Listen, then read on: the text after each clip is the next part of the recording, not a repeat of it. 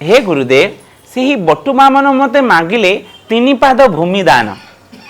तेणु ये जानापी पड़ो बटुबा मानकर तो 2टा पाद अच्छी 2टा पादरे सी ने 3टा पाद तो नाही से मु कहबिनी आपणकर तो 3टा पाद नहीं 2टा पादरे नहीं जाओ जदि ठकिवाई आरंभ करेंगे से समय कहले आरे मूर्ख यही कथाटा मु बुझेदेवी भल भाव शुणे मनुष्य मानकर 2 गोटी पाद थाए एवं भगवानंकर 3 गोटी पाद थाए केवल भगवान को भगवान ना विष्णु भगवानंकर 3 गोटी पाद थाए गोटे पाद नाभि भितर लुचिकी थाए रे मूर्ख नाभि मध्य तांकर गोटे पाद तू जदि विश्वास करूनु ताको उदाहरण देखी कहीदेले कहले भृंगी नामक गोटे ऋषि थिले भृंगी नामक गोटे ऋषि थिले ए जाक खोजिले मध्य पाइबेनी मन देकी श्रवण करंतु केते भीतर शास्त्रर मर्म जाक कुआउचे भृंगी नामक गोटे ऋषि थिले सेही भृंगी ऋषि महादेवंकर परम भक्त एहीपरि कट्टर भक्त अन्य देवता मानक पूजा नहीं अनेबेनी प्रणाम नहीं सम्मान नहीं किछि करिवेनी कहिबे एक नंबर होचंदी महादेव सी होचंदी भगवान आ तांको छडा की नहीं संसार रे कौनसी देवा देवी भगवान काहाकु मध्य मानंतिनी केवल महादेवंकर परम भक्त होचंदी भृंगी ऋषि एही परि कि महादेवंक पोखारे बसिथिबा सेही पार्वती जगदम्बा मां को मध्य प्रणाम करंतिनी मुह मध्य चाहंतिनी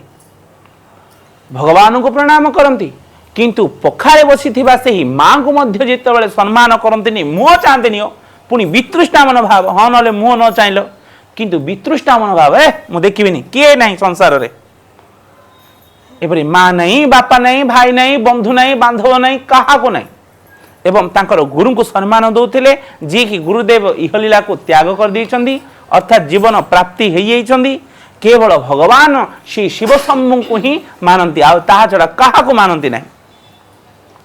नाडा भृंगी ऋषि से ही भृंगी ऋषि जितेबाला भगवान शिवशंकर को प्रणाम करती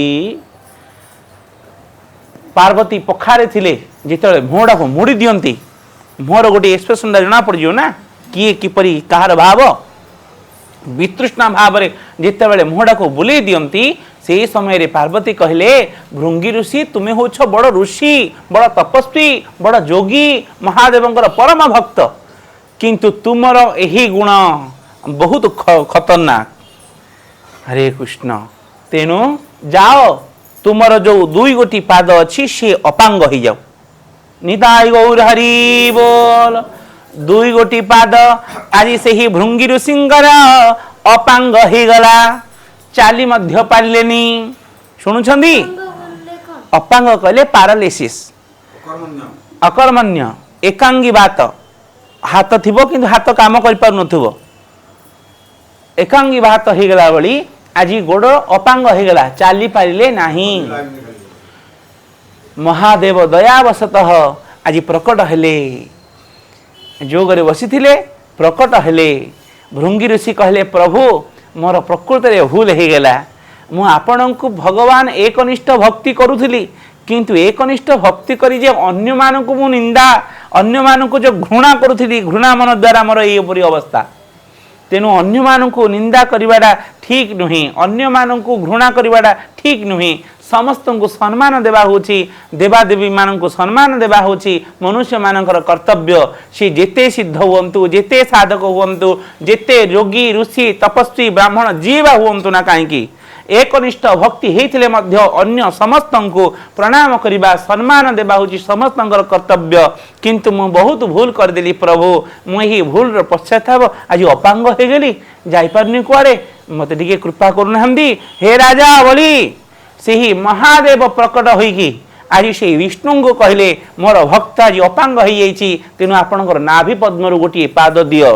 एवं भगवान विष्णु से नाभि पद्म गोटे पाद को देते भृंगी ऋषि को एवं देवता मान भितर नुहे कहार 3टा पाद नहीं किंतु भृंगी ऋषि 3टा पाद होता निताय गौर हरि बोल मु जानी से 3य पादटा विष्णुकर नाभि अच्छी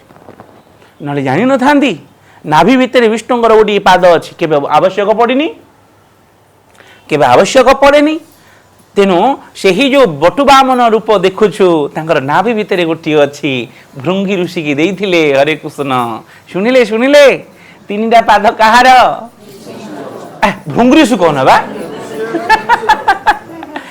सीए का भृंगी नुहे भृंगी ऋषिंकर दुई गोटी पाद थिला विष्णु तांकु गोटे पाद जानिथिले